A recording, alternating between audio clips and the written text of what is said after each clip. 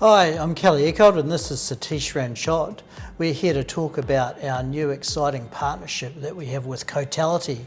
We were looking to get better insights on what's going on in the housing market and in particular with what's going on with first home buyers.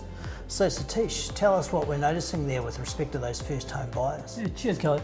Over the past year, we've seen a big increase in the number of New Zealanders getting into the housing market for the first time. First home buyers now account for about a quarter of all home sales.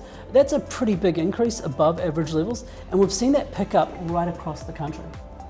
So what's really driving that increase? I think the biggest thing that's allowing more New Zealanders to get into the housing market have been those big drops in interest rates.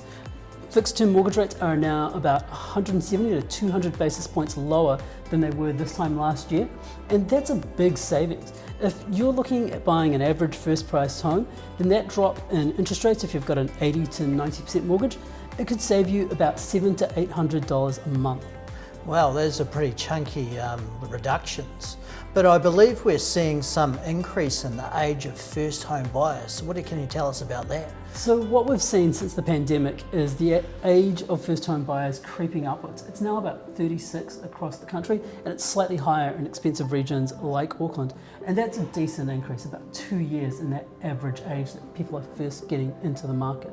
And in part that does reflect some lifestyle choices, people waiting longer to have families or get a home, but it also reflects that it is quite difficult to save for a deposit in some parts of the country. But while people are waiting longer to get into the housing market, they're actually getting more bang for their buck.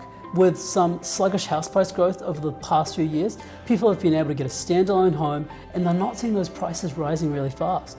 But conditions are changing in the housing market now, Kelly. What are we expecting to see in terms of house prices?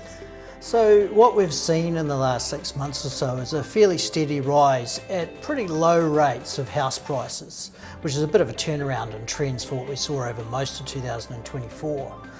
We're expecting that house prices are going to rise by just over 6% this year and probably by another 6% next year, particularly as those lower interest rates flow through.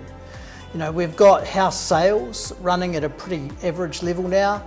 The days to sell is getting shorter, so we're basically seeing houses sell faster, which is pretty much exactly what we'd expect to see if you saw the recovery in the house prices of those sort of magnitudes. You mentioned those lower interest rates as a pretty important driver. What are we expecting on that front? So things have really waxed and waned on interest rates in the last year. Reserve Bank cut interest rates really aggressively through the second half of last year and at the start of this year. But what we've seen in the last couple of months, and particularly last week with the Reserve Bank, is they're just showing some signs of wanting to slow their roll a little bit here. Basically saying that they think interest rates could go down a little bit more, but perhaps not as quickly and at every meeting than we've seen since August last year. So some pretty interesting times ahead on the interest rate front and the economy more broadly. Absolutely, yes. It'll be interesting to see what happens. Fantastic. That's it for us. We'll talk to you again next time.